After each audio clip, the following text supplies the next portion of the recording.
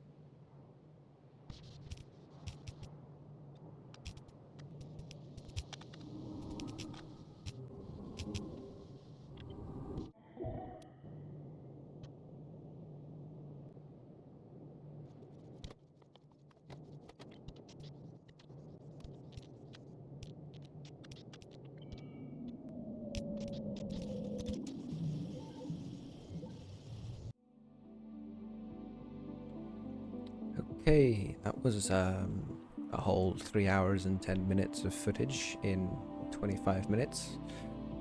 I was actually considering posting the whole lot as it was, but that's 3 hours worth of YouTube videos that is a bit over the top, so I've shrunk it down. But what I am going to do, now that I've completed the blueprint, you might notice there's a few changes from the time-lapse to now, but essentially the actual quantities and values are the same. I've just cleaned up the organization of it. So this belt was long, some bits and pieces like the concrete, I'm just going to call it the concrete mixer. It was in two lines instead of one line, so I've cleaned that up. That's the stone bricks, that's the engines. So I've got sort of the input resources coming in from the right hand side, and then the main mall section is over here. And yeah, what I'm going to do is I'm going to turn this on, give it one final test, and I figured I'd do that live with you guys here so that you see me going through the whole thing, so you get an idea of what's where in this blueprint. So let's get to it. Just copy all of those, plonk them down, fire it up. Now this side is all just engines, so these two lines are going into the engines. That should be working nice and neatly, but the main point is that the trains and the train network is basically at the very beginning. It's top priority, so that as soon as that gets unlocked we start building those. Just why I've got the engines first.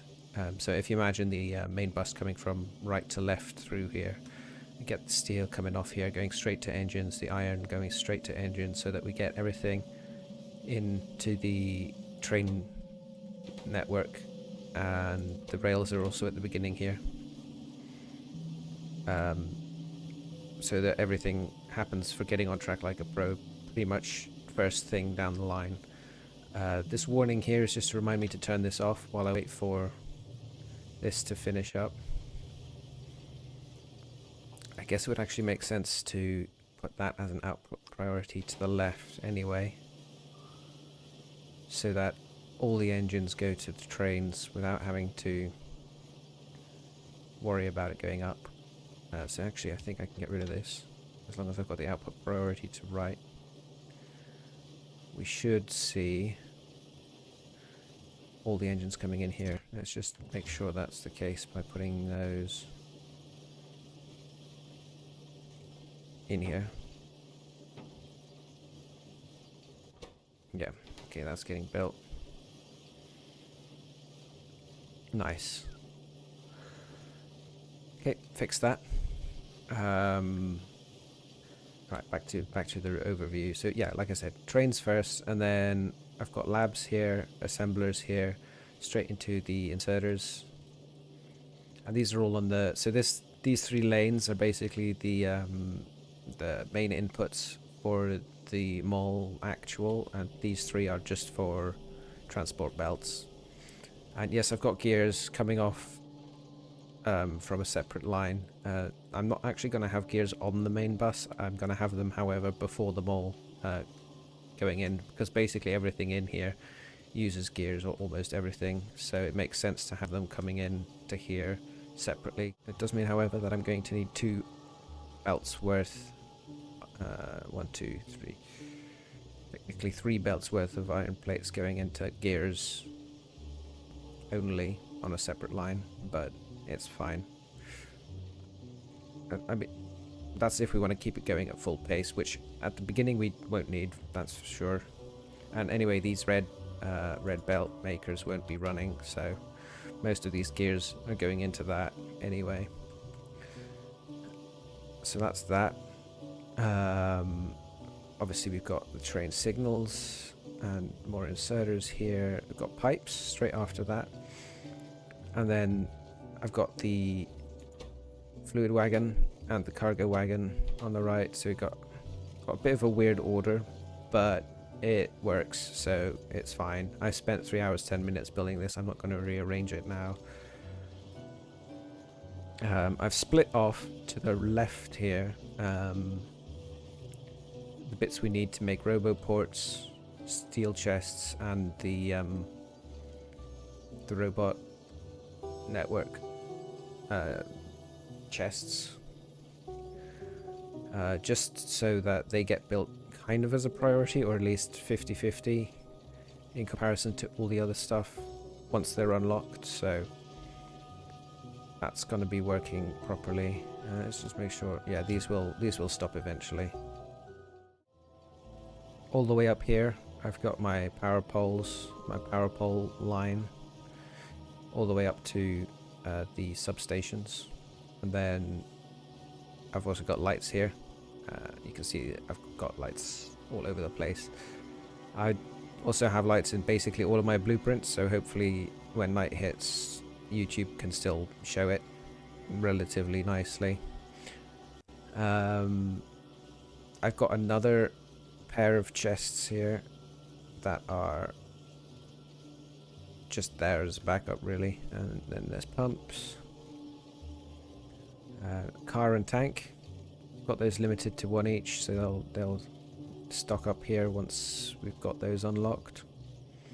And again, the reason we don't have all the resources coming through here that we actually need is because we just booted it up just now. I'm just kind of getting an idea for the ratios of what and how. Way too much copper for the amount of iron that we're putting in here, or not enough iron for the amount of everything else we've got coming in here. But I'm not worried about that, because most of these won't be running simultaneously until I come and pick stuff up. And I'm pretty sure that the order I've got these in is in order of collection rate. So for example, belts are first and inserters are near the front, so are assemblers and train tracks. So all of the bits that I use a lot of are down here at the beginning, and then everything that kind of gets used less and less is higher up. I might need to look at these power poles. It might need to be moved somewhere else, but I think we should be okay by the time we get to that. Yeah. Okay, and then we've got chemical plants and what are they called? Refineries up here, where the stone bricks are coming in, and they're also being used for the concrete mixer up here. And here's my circuit network stuff. So again, after the power poles get built, then we get the circuit network built. And once the circuit network stuff is finally backed up nicely, we get into the nuclear power stuff. And that's it. I mean, that's the end of it. Yeah. Once we get to here, we've got basically everything. And now obviously there's a significant amount of steel missing in this entire line. And I didn't hook up the iron ore, so the concrete mixer won't work. But I don't think that's going to be much of an issue, because it's just passing an iron ore belt to here, make everything run. Actually, you know what? Just to demo it, I'm going to put one chest, one chest of iron ore coming in. Make sure that's up and running. Oh, and we need water. It'll be here like this. Sorry about that. Real life interruption. Okay. I was pretty much done anyway. You can see that I've got the striped concrete maker. What's it actually called? Hazard concrete? Yeah, that's right. Which you can see it'll only take it when there's enough backed up. And the reason I've got hazard concrete around everything is so that I actually leave space between my my assembly lines, because I always forget to, and I always have problems weaving belts around, and that usually costs me a ton of time. So I'm hoping that with these spacers in there, I'll actually save a bunch of time, even if it uses a little bit of resources to place them down. The reason I'm using hazard concrete instead of normal concrete is because I want to actually store up normal concrete for things like the rocket silo and whatever else it needs concrete when it's required. So everything's going to look quite stripy, and it's also going to look like there'll be a lot of that sort of unfinished what's that sort of blueprint, I guess you call it blueprint, unfinished blueprints lying around for a large chunk of the early game. I think that's the lesser of 5 evils, where I actually have the space to bring in all the resources I need. So yeah, that's the mole in all its glory. Hope you enjoyed this video. Thank you for sticking with me through that mess. If you have any feedback for me, feel free to leave it in the comments. Otherwise, I'll catch you on the flip side.